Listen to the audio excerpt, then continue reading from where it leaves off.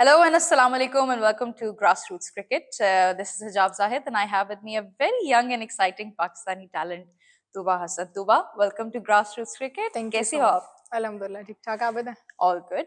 Tuba, सबसे पहले तो we'll start at the beginning because it makes sense. So, how did Tuba choose to become a cricketer? मेरा जो एक family background है वो भी स्पोर्ट्स से रह चुका है। तो मेरे फादर खुद हॉकी के प्लेयर रह चुके हैं और फुटबॉल। क्रिकेट में ऐसा किसी ने कुछ नहीं खेला, लेकिन मुझे लगता है वो जेनेटिकली आया मुझ में। खैर, और अपनी जो क्रिकेट की जर्नी मैंने स्टार्ट अपने घर से की। मेरे घर में ना एक बहुत बड़ा सहन हुआ करता था, तो वहीं पे मेरे छोटे छोटे कज़न जब छोटी सी थी उसी में खेलना। लेकिन ये था कि वो थोड़ा-सा कंजेस्टेड सा एरिया था, तो वॉश बेसिन लगा होता था, उसके ऊपर शीशा लगा हुआ था, तो वो बहुत ज़्यादा तोड़ा। तो उसके लिए चक्कर में ना कि अब डाँट पिटेगी, तो हम लोग ना घर से बाहर निकले। तो मैंने स्ट्रीट क्रिकेट फिर खेली और लड़कों के साथ बहुत स्ट्रीट क्रिकेट खेली है मैंने। तो मुझे ऐसा लगता था कि हम जिस एरिया में रहते हैं ना, उसका एक सोशली आप जो माहौल है ना, मतलब उम, वो इतना अच्छा नहीं था। तो मेरे फ़ादर मुझे ग्राउंड लेके चले गए थे, तो हमने फिर वहाँ से जो जर्नी स्टार्ट की मैंने अपने फ़ादर के साथ। तो वो हर संडे अपने सारे कज़न्स को इकट्ठे करना होता था कि बस जुनून था कि यार क्रिकेट खेलना है, और सारे घर में मैं ही एक लड़की और 8-10 लड़कियाँ इकट्ठे करके एक टीम बना के मैं जा रही हूँ। तो हर संडे जाना। तो यहीं से आप कह सकते हैं कि यहाँ से क्रिकेट स्टार्ट हुई। फिर वहाँ पे मुझे कोचेस ने देखा, तो उन्होंने बोला कि यार क्रिकेट बच्ची अच्छी खेलती है, तो व्हाई नॉट कि आप इसको किसी क्लब में करें। तो मैंने बॉयज़ क्रिकेट क्लब से अपना स्टार्ट किया था।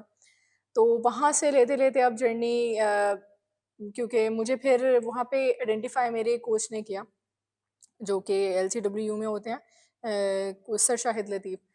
तो जहाँ से लेग स्पिन की भी आगे से बात है, वो यही है कि मैं पहले ऑफ स्पिनर हुआ करती थी। तो Okay. उस टाइम पे ना लेग स्पिन पाकिस्तान टीम में कोई नहीं था, तो मुझे लेग स्पिन का ख़ास कुछ पता नहीं था। तो उन्होंने बोला तुम्हारा हाथ बहुत अच्छा ऊपर से आता है, मतलब अब अगर अभी आप मेरा एक्शन भी देखें ना, तो बहुत हाई आर्म एक्शन है। तो उन्होंने बोला कि व्हाई नॉट यार आप यहाँ से लेके आओ, और अभी पाकिस्तान टीम में कोई कर नहीं रहा है। तो वो होता है ना, एक कोच आइडेंटिफ़ाई कर लेता होता है कि यार इसमें कुछ गट्स हैं। तो बस लेग स्पिन भी वहीं से मैंने स्टार्ट की कि यार अच्छा आ रहा है, पढ़ने लग गया है, अच्छा स्पिन मिल रहा है। तो मेरी क्रिकेटिंग जर्नी तो यहीं से स्टार्ट हुई है। जबरदस्त और आपने अपने कोचेस मेंशन किए and हाँ। you mentioned your family as well. So throughout this journey, especially at the start, who was your biggest support system जो कहता था कि we have to support this passion that Tuba has for the game? Obviously मैं अपनी family को इसका credit दूँगी। सबसे पहले मेरे फादर और मेरे ताया अबू, जो कि मरहूम। लेकिन मुझे मेरी फैमिली से बहुत ज़्यादा सपोर्ट मिला है कि उन्होंने ये नहीं देखा कि यार लड़की है। मुझे अच्छी तरह याद है, मैं फर्स्ट टूर पे 2016 में अपने जा रही थी, बहुत छोटी थी, आई वाज़ जस्ट 13 और 14 इयर्स ओल्ड।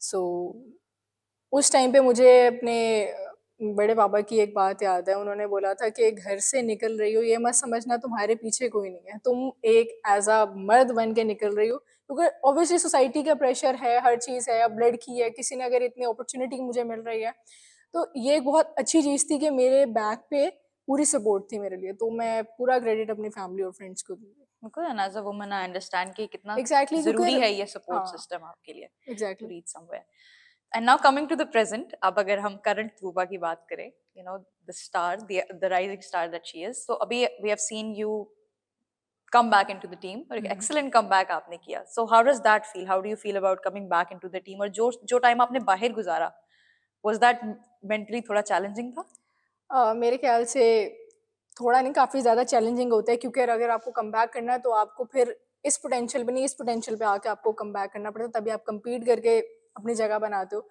ऑब्वियसली वो एक लर्निंग प्रोसेस मेरे लिए रहा है, और हमेशा से जब भी मैं टीम से आउट हुई हूँ, तो डिसहार्टिंग और थोड़ा-सा मेंटली बंदा हो जाता है। लेकिन ऑब्वियसली मैंने उससे सीखा है और अपनी लर्निंग प्रोसेस पे रही हूँ, और प्रोसेस में रह के मैंने अपने आप को आगे फ्यूचर के लिए प्रिपेयर किया है, और नाउ आई एम हियर, और अच्छा लगता है और एन्जॉय करूँ वापस से टीम का ये माहौल और कमबैक। बिल्कुल and you worked on yourself a lot as well जो आपने टाइम डोमेस्टिक सीजन में गुजारा हुँ। पाकिस्तान के साथ and you did really well not just as a bowler and as a leg spinner but also as an allrounder हमने देखा that you have worked on a few aspects of your game so tell us a little bit more about that मैं अगर एक और बात share करना चाहूँ, मैंने जब अपने फर्स्ट ट्रायल्स दिए थे, वो मैंने एज़ अ बैटर दिए थे। अच्छा। हाँ, वो मैंने एज़ अ बैटर दिए थे, तो मैं एज़ अ बैटर सेलेक्ट हुई थी। अच्छा। और उसके बाद से मेरी जर्नी स्टार्ट हुई थी कि मैंने एज़ अ अंडर 17 में एज़ अ कैप्टन लीड किया था। और वहाँ से अब तक क्रिकेटिंग, अब जब टीम में वापस से आई हूँ, तो वहाँ पे एज़ अ बॉलर ऑलराउंडर मैं कंसीडर होती हूँ। तो ये है कि मुझे बैटिंग का हमेशा से शौक रहा है, और मुझे जहाँ पे चांस मिला है, मैंने कोशिश किया है कि जहाँ अगर मेरे बैटिंग आ रही है, तो मैं एज़ अ बैटर शो करूँ, और अगर बॉलिंग है, तो एज़ अ बॉलर शो करूँ। सिंपल। तो हम एक्सपेक्ट कर सकते हैं फ्यूचर में कि maybe we can see Tuba bat up the order. कर सकते हैं। We'd love to see that, of course. So now coming to another point, Tuva, is कि आपका डेब्यू आपने किया इस शहर से, कराची से, आपका कमबैक शहर भी यही रहा, कराची। तो is this a special bond with the city of Karachi for you? मेरे ख्याल से ब्लेसिंग है फिर तो कि डेब्यू भी और कमबैक भी वापस से इधर। खैर, ये दोनों ऐसे फेजेस हैं जो, एक तो कह लें कि दोनों एंजॉयबल मोमेंट मेरे लिए रहे हैं, कि कमबैक भी और डेब्यू सिटी भी। बिल्कुल।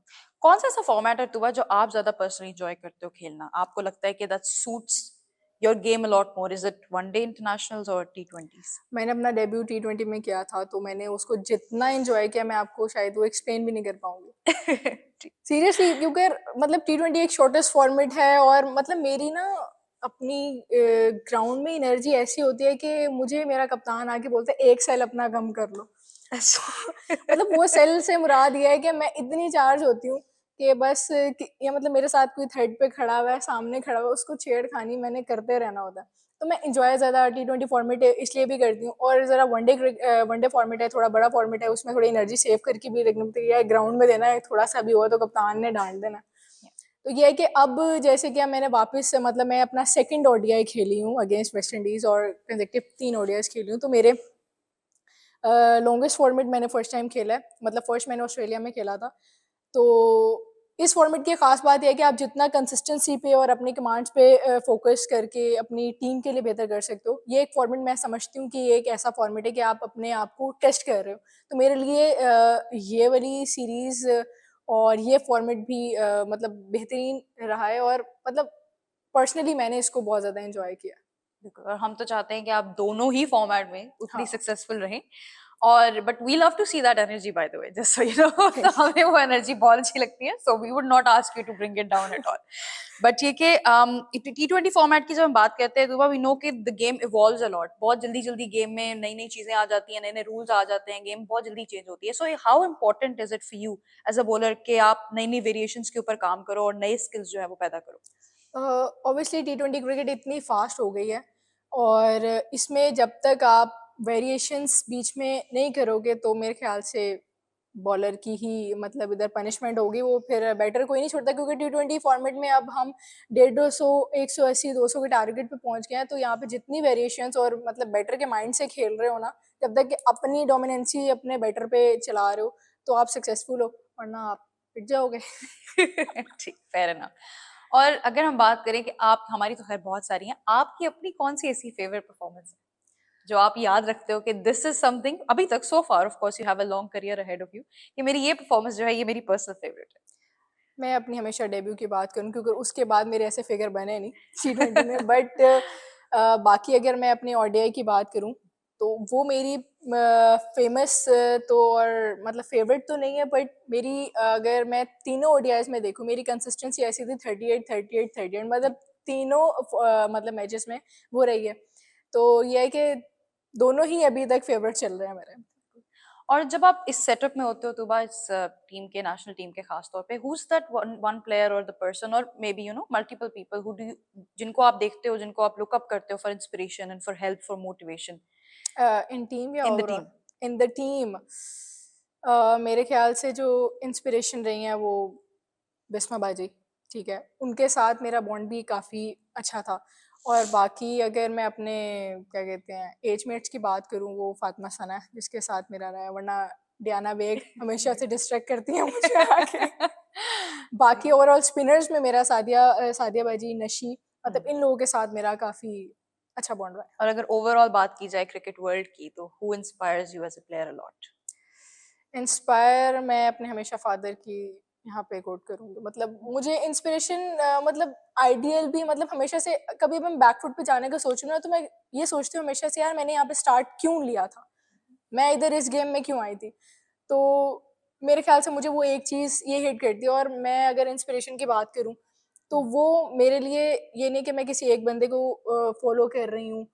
मेरे लिए अगर कोई एक फास्ट बॉलर भी है ना, कि अगर वो अच्छा कर रहा है, यार ये वाला इसने कैसे किया, तो मैं उसको भी अपने लर्निंग प्रोसेस पे जाऊंगी। It's not about a one person. मतलब अगर लेग स्पिनर्स में है, वो मेरे ख्याल से हर बंदा जानता है कि मैं 2 बंदों को फॉलो करती हूँ, बट शेन वॉर्न हमेशा से मेरे आइडल रहे हैं।